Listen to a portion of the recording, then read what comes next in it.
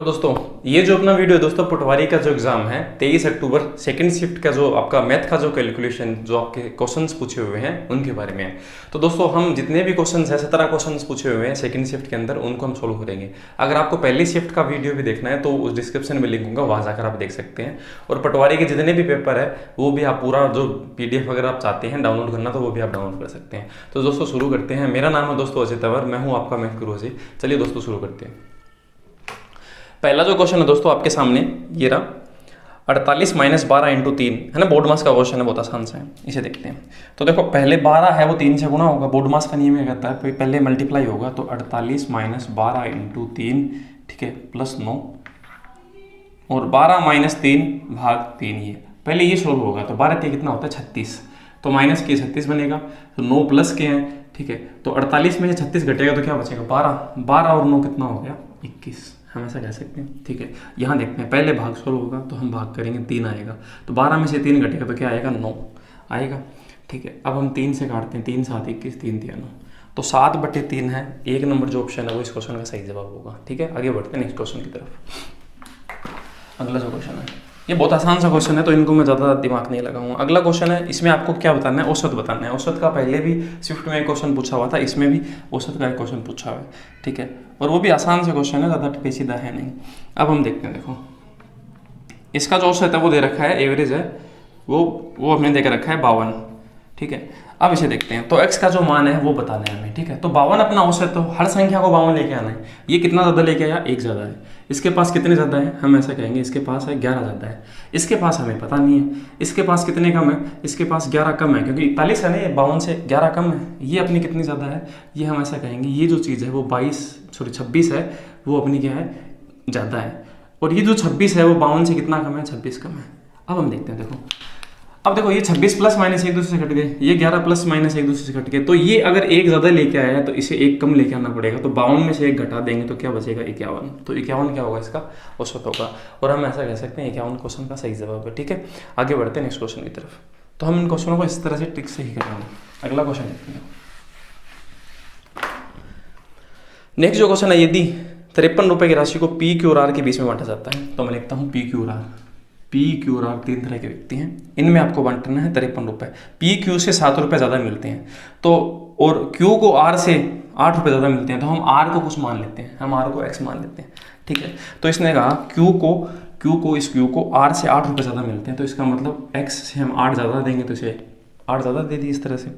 और P को Q से भी 7 ज़्यादा मिलते हैं, इस P को Q से भी 7 ज़्यादा, तो इसमें हम 7 जोड़ेंगे तो क्या आएगा 8 + 7 क्या होगा 15, ठीक है। अब तीनों का हमें टोटल बता रखा है, कितना है दोस्तों 53 बता रखा है, ठीक है। और अब हम 53 को बांट देंगे तो पता चल जाएगा। तो ये कितना होगा, ये होगा 3x प्लस 15 और 8 कितना हो गया 23 बराबर कितना 53। ये इस तरफ जाएगा तो ये बन जाएगा 30, तो 3x की वैल्यू आएगी 30, तो x बराबर आएगा 10 आएगा। अब हम इनका जो मान है वो रख देते हैं। x की वैल्यू अगर 10 आई तो यहाँ 10 रखेंगे, 10 आएगा। ये 8 18, ठीक है, ये रखेंगे तो 10 25, तो 25 18 और 10 है वो इस क्वेश्चन का दोस्तों सही जवाब होगा। तो डी नंबर जो ऑप्शन है वो इस क्वेश्चन का सही जवाब है, ठीक है। आगे बढ़ते हैं नेक्स्ट क्वेश्चन की तरफ। अगर आपको मैथ के क्वेश्चंस देखने हैं, ठीक है, तो इसका जो PDF है वो डिस्क्रिप्शन में होगा, वहाँ से आप जाकर डाउनलोड कर सकते हैं। अगला जो क्वेश्चन है वो आपका मेंसुरेशन का शंकु का, दो शंकुओं की ऊंचाई का अनुपात है वो 1:3 और त्रिज्या का अनुपात आपका 3:2 है, ठीक है। तो 2 शंकु आपके बना देते हैं इस तरह से, पहला शंकु है और दूसरा ये शंकु है, ठीक है। इसमें इनका जो ऊंचाई है और ऊंचाई का जो अनुपात दे रखा है, इसकी ऊंचाई अगर मान लेते हैं कि 1 है तो इसकी ऊंचाई इसमें दे रखी है 3 है, ठीक है। इसकी तो त्रिज्या है वो इसमें बता रखी है 3 है, तो इसकी त्रिज्या है वो कितनी है 1 है। ये इनका अनुपात है। तो फॉर्मूला अपना होता है क्या 1/3 पाई r²h, ये तो होता है, ठीक है। तो देखो 1/3 पाई r², इसके लिए भी यही होगा और इसके लिए भी 1/3 पाई, इसमें r में बड़ी लिख देता हूँ और h को भी थोड़ा अलग लिख देता हूँ, यही होगा। तो 1/3 पाई से ये तो कट जाएगा, तो हम सीधा r²h यही तो अनुपात लेते हैं, ठीक है। तो हम देखते हैं, देखो तो r² इसका क्या होगा 3 का स्क्वायर इंटू h, इसमें कितना है 1 अनुपात, इसमें r का स्क्वायर 1 का स्क्वायर इंटू h कितना है 3, ठीक है। तो 3 3 कितना 9, 9 का 1 से गुणा 9 आएगा, और 1 का स्क्वायर 1 होता है, 1 का 3 से गुणा 3, तो इनका जो रेशियो है वो कितना आएगा 3 और 1। तो 3 और 1 है वो सी जो ऑप्शन है वो इस क्वेश्चन का दोस्तों क्या है, सही जवाब है। ठीक है, आगे बढ़ते हैं नेक्स्ट क्वेश्चन की तरफ। मेंस्ट्रुएशन का पिछले पेपर में थोड़ा ठीक क्वेश्चन था, इसमें है वो इतना अच्छा क्वेश्चन नहीं है, आसान सा क्वेश्चन है, तो हम ऐसा नहीं कह सकते कि भी कैसा कैसे है, पर पैटर्न वो लगभग एक जैसा ही है। ठीक है, अगला जो क्वेश्चन है उसे देखते हैं। नेक्स्ट जो क्वेश्चन है वो आपका ब्याज का। ठीक है, इसने से कहा 4.5 प्रति वर्ष साधारण ब्याज की दर से 450 रुपये की राशि, तो हमने लिखा 450 रुपये जो है, ठीक है, और रेट कितना है 4.5, तो 4.5 को हम क्या बोल सकते हैं, 9/2 बोल सकते हैं। अब परसेंट है, ठीक है, इनटू, अब ऐसा पूछा है कि किस दर से प्रति वर्ष, ये जो समय दे रखा है, हमें दर नहीं दे रखी, दर कितना है हमें बताना है, रेट कितना है। ठीक है, रेट तो ये बराबर कितना पैसा मिलना चाहिए 21 रुपये, बट्टे में हम क्या लिखते हैं 100, मूलधन इंटू समय इंटू दर बट्टे 100 ऐसे तो लिखते हैं। ठीक है, तो इससे आर की वैल्यू आ जाएगी, तो देखते हैं, देखो तो हम काट देते हैं, 9 से ये 9 बार कटेगा, 9 से ये कितनी बार कटेगा 50 बार, ये इससे कट गया 2 बार, 2 का 2 से गुणा क्या आएगा 4, तो आर बराबर होगा 4, तो 4 वर्ष है वो इस क्वेश्चन का क्या होगा दोस्तों, सही जवाब होगा। ठीक है, आगे बढ़ते हैं नेक्स्ट क्वेश्चन की तरफ। अगला जो क्वेश्चन है, टोटल आपके दोस्तों 17 क्वेश्चन पूछे हुए हैं। ठीक है, अगला क्वेश्चन है, एक निश्चित राशि पर 10% प्रति वर्ष की दर से साधारण ब्याज और चक्रवृद्धि ब्याज का अंतर 52 दे रखा है। ठीक है, तो 10% की दर से, तो 10% अगर मान लेते हैं कि मैं मूलधन को कितने रुपए मान लेता हूँ, 100 रुपये मान लेता हूँ। ठीक है, तो पहले वर्ष, दूसरे वर्ष, ठीक है, जो आपका ब्याज है 10% कितना होगा 10 रुपये होगा, और यहाँ पर भी कितना होगा 10 होगा। ठीक है, अब चक्रवर्ती ब्याज क्या होता है, ब्याज का ब्याज होता है, तो 10 का 10% क्या होता है 1 रुपये, तो 1 रुपये आपको ब्याज यहाँ मिलेगा, यही आपका हमेशा अंतर होता है। ठीक है, ये जो नीचे जो पोर्शन लिखा होता है हमेशा यही अंतर होता है। ठीक है, और वो आपको दे रखा है कितना 52 रुपये, क्वेश्चन कह रहा है 52 रुपये, हमारे हिसाब से कितना है 1, मल्टीप्लाई किससे करेंगे 100 से, क्योंकि मूलधन अपना 100 है, तो 100 इससे गुणा होगा तो आंसर क्या आएगा 5200 रुपये, तो 5200 रुपये है मूलधन है वो इस क्वेश्चन का क्या होगा दोस्तों, सही जवाब होगा। ठीक है, आगे देखते हैं नेक्स्ट जो क्वेश्चन है उसे। हाँ, जो 8 नंबर जो क्वेश्चन है, 8 नंबर है, 8 नहीं है 7 नंबर है। ठीक है, ये जो क्वेश्चन है अपना 12 बंदर 12 मिनट में 12 केले खाते हैं, इसी तरह का क्वेश्चन है, उसी में पूछा गया था, पर वो थोड़ा पेचीदा था, इसमें थोड़ा आसान पूछा हुआ है। तो देखो 12 जो बंदर है, ठीक है, 12 मंकी है, ये MDH/W उसका तो है, M क्या है मेन मतलब, तो बंदर है यहाँ पर काम करने वाले 12 मिनट में। ठीक है, 12 मिनट में 12 केले खाते हैं, तो केले खाना क्या है काम है। ठीक है, ये बराबर होगा किस चीज़ के, 4 बंदर हैं 4 केले, तो केले आपका काम है, तो कितने मिनट में खाएंगे आपको ये बताना है कितने मिनट, ये इससे कट गया, ये इससे कट गया, तो जो आंसर है वो क्या आएगा 12, तो 12 मिनट है वो इस क्वेश्चन का सही जवाब होगा। बी नंबर जो ऑप्शन है वो सही है। ठीक है, आगे देखते हैं क्वेश्चन दोस्तों, उसे देखते हैं। ठीक है, एक विक्रेता अपनी वस्तु को लागत मूल्य से 20% ऊपर अंकित करता है, मतलब ऐसा है कि उसका जो कॉस्ट प्राइस है वो आपको नहीं पता, सेलिंग प्राइस नहीं पता, मार्केट प्राइस भी नहीं पता, आपको ऐसे कहा कि 20% ज़्यादा लिखता है वो, तो 100 रुपये की चीज़ वो लेके आता है ना, और उस पर ऐसा लिख देता है कि 120 रुपये मार्केट प्राइस लिख देता है। अब ऐसा कह रहा है अंकित मूल्य और 5% की छूट देता है, तो छूट किस पे देगा, इसी पे देते हैं 120 रुपये जो लिखा है उस पर 5% की, तो इसका जो 5% होता है 12 5 60 6 रुपये होता है, तो 6 रुपये की अगर वो इस पर छूट दे देगा तो वो इस चीज़ को कितने रुपये में बेचेगा 114 में बेचेगा। अब इसने पूछा लाभ परसेंट कितना है, तो 100 की चीज़ 114 में बेच रहा है, तो आप क्या कहेंगे 14% लाभ, तो 14% लाभ है इस क्वेश्चन का सही जवाब होगा। तो बी ऑप्शन है, इनमें से कोई नहीं है वो इस क्वेश्चन का सही जवाब होगा। ठीक है, नेक्स्ट जो क्वेश्चन है वो देखते हैं। अगला क्वेश्चन है 9 नंबर। तो देखो 9 नंबर जो क्वेश्चन है, ऐसा ही क्वेश्चन सेम का सेम एकदम से, इसलिए जो पारी है फर्स्ट पारी उसमें पूछा हुआ था। अनिल अपनी आय का 84% खर्चा करता है, तो इसका मतलब अगर 84% खर्च देता है तो 16% तो उसने बचत की होगी ने, और ये कह रहा है 24 रुपये बचाता है, हम कह रहे हैं 16%, हमें बताना है 100%, क्योंकि हमें क्या पूछिए उसकी मासिक आय पूछिए। ठीक है, 100% बताना है, तो इसे काट लेते हैं, 8 से 8 3 8 दूनी, ये से 50 बार, 50 का 3 से गुणा 150, तो हम ऐसे कहेंगे उसकी जो इनकम है वो 150 रुपये। ठीक है, ये बहुत आसान सा क्वेश्चन था। अगला जो क्वेश्चन है 11 नंबर वो देखते हैं। तो देखो आपके 2 क्वेश्चन बोर्ड मार्क्स के पूछे जा रहे हैं, तो इस वीडियो का सबसे पहला क्वेश्चन बोर्ड मार्क्स का था, और ये वाला 10वां क्वेश्चन भी बोर्ड मार्क्स का है। तो इसने से कहा 7 + 7 भाग 7 × 7, ये बराबर क्या होगा। देखो बोर्ड मार्क्स का नियम ये कहता है कि पहले आपका क्या होगा BODMAS, D का मतलब भाग होता है, M का मतलब मल्टीप्लाई, A का मतलब एड, S का मतलब पहले भाग सोल्व करना, फिर गुणा, फिर प्लस, फिर माइनस। तो देखो इनके बीच में भाग है, पहले ये सोल्व करेंगे, तो 7 में 7 का भाग लगेगा तो क्या आएगा 1, और बाकी की चीज़ वैसे ही रह जाएगी। ठीक है। अब हम गुणा सोल्व करेंगे, इन दोनों का गुणा करें, 7 का 1 से गुणा 7 आएगा, तो 7 + 7 क्या होगा 14, ठीक है। और इसी आधार पर मैं आपको कह रहा हूँ कल जो है वो क्वेश्चंस 2 बोर्ड मार्क्स के आएंगे, ठीक है। आगे बढ़ते हैं नेक्स्ट क्वेश्चन की तरफ। ये एकदम से आसान बेसिक क्वेश्चन थे। अगला जो क्वेश्चन है वो आपका मेंसुरेशन का है, 11 नंबर। एक आयत का क्षेत्रफल 252 है, ठीक है।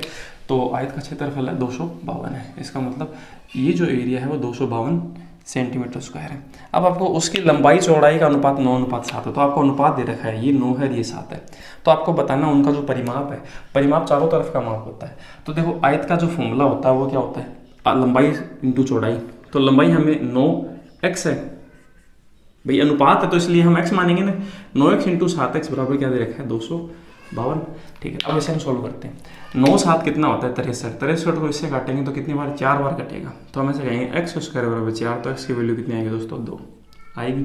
तो x की वैल्यू 2 आई है, तो 9 दूनी 18 ये हो जाएगा, और 7 दूनी ये कितनी बन जाएगी 14। अब हमें बताना है परिमाप। तो परिमाप क्या होता है 2 लंबाई प्लस चौड़ाई, ये तो होता है, ठीक है। तो हम ऐसे करेंगे 2 18 में क्या करेंगे 14 को जोड़ेंगे और गुणा करेंगे। 18 और 14 कितना होता है 32, 32 का 2 से गुणा कितना होता है 64।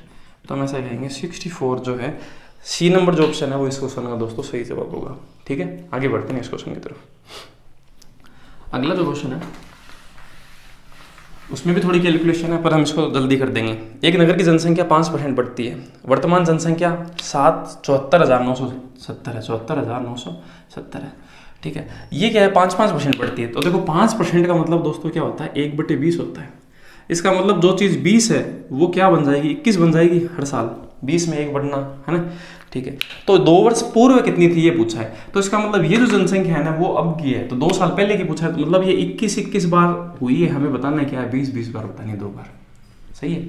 मतलब हमें क्या बताना है, हमें 2 साल पहले का बताना है। तो ये चीज़ 21 के बराबर है, हमें 20 के बराबर बताना है, और 2 साल पहले का बताना है, तो 2 बार लेंगे इन चीज़ों को हम काम में, ठीक है। अब इसे हम काट लेते हैं। तो 21 कितना होता है दोस्तों 441 होता है। ये इससे कितनी बार कटेगा 1 बार और 7 बार, 17 बार कटेगा, 170 बार कटेगा दोस्तों। ये आप काट के देख लेना चाहिए, मैंने इसको एकदम से लमसम काटा है अंदाज के हिसाब से। तो 2 दूनी 4, 17 4 68, 68 के आगे 1 2 3 0, तो मैं ऐसा कहूँगा तो 68,000 है वो इस क्वेश्चन का क्या होगा सही जवाब होगा, ठीक है। मैंने किस तरह से काटा, मुझे पता है कि इसमें जो भाग 2 बार तो जाएगा नहीं, 1 बार जाएगा। अब 1 है वो 7 कैसे बनाएगा जब लास्ट में उसके साथ होगा, ठीक है, ऐसा ही बनाएगा। इस तरह से मैंने इसको कैलकुलेट किया, ठीक है। आगे बढ़ते हैं, नेक्स्ट जो क्वेश्चन है उसकी तरफ मिटा देते हैं। अगला जो क्वेश्चन है इसने से कहा, ठीक है, 3 आदमी और 4 लड़के किसी काम को 8 दिन में कर सकते हैं। तो मैं लिखता हूँ 3 आदमी प्लस 4 बॉयज है किसी काम को 8 डेज में करते हैं, ठीक है। और इसने से कहा 4 आदमी और 4 लड़के उस काम को करते हैं कितने दिन में 6 डेज में, ठीक है। आपको बताना है 2 आदमी प्लस 4 बॉयज है वो उस काम को कितने दिन में करेंगे, ठीक है। तो हम क्या करते हैं इसका एलसीएम ले लेते हैं। इसका एलसीएम कितना आएगा 24 आएगा, 8 का 24 में भाग देंगे तो आएगा 3, 6 का इसमें देंगे तो आएगा 4। ये इनकी क्षमता आ गई, सही बात है। अब हम ऐसे करेंगे 3 आदमी और 4 लड़कों की क्षमता 3 है, 4 आदमी और 4 लड़कों की क्षमता कितनी है, इतनी है, ठीक बात है।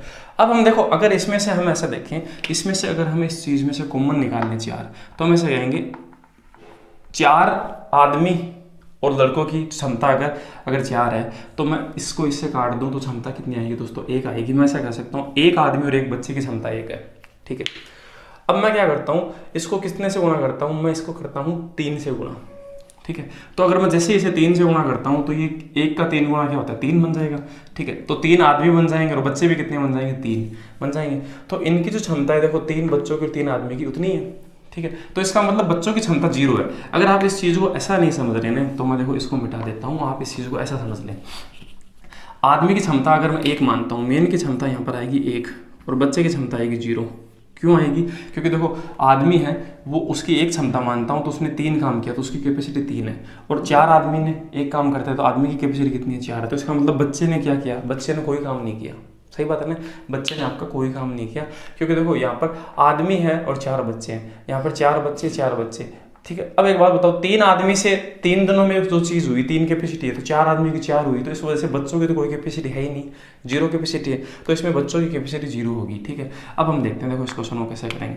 आपकी आदमी की बच्चों की कैपेसिटी 0 आई तो बच्चों की जगह 0 लिखेंगे तो ये तो 0 बन जाएगा, और आदमी की जगह 1 रखेंगे तो ये बन जाएगा 2। तो आपकी क्षमता आएगी 2। अब 2 क्षमता को आपको 24 काम करवाना है तो कितने दिन में हो जाएगा, तो आप ऐसे कहेंगे 12 डेज। तो 12 डेज है वो इस क्वेश्चन का क्या होगा, सही जवाब होगा। ठीक है, आगे बढ़ते हैं इस क्वेश्चन की तरफ। यहाँ अगर आपको ये चीज़ समझ में नहीं आई तो आप ऐसा कह सकते हैं 4 गुना जो बच्चे और आदमी हैं उनकी क्षमता अगर 4 है तो 1 आदमी और 1 बच्चे की क्षमता 1 हो गई। अब आप यहाँ देखो, अगर 1 आदमी और 1 बच्चे की क्षमता 1 है तो 3 गुना आदमी और 3 बच्चों की क्षमता कितनी होनी चाहिए, 3 होनी चाहिए ना। ठीक है, तो 3 आदमी और 3 बच्चों की क्षमता अगर 3 है तो इसका मतलब फिर 1 जो बच्चा है फिर वो कहाँ गया, उसकी क्षमता तो फिर 0 है। तो 1 बच्चे की क्षमता 0 आ गई आगे ने, तो हम ऐसा कह सकते हैं बच्चे की क्षमता है 0। ठीक है, आगे बढ़ते हैं नेक्स्ट जो क्वेश्चन उस पर। ये क्वेश्चन थोड़ा अच्छा था।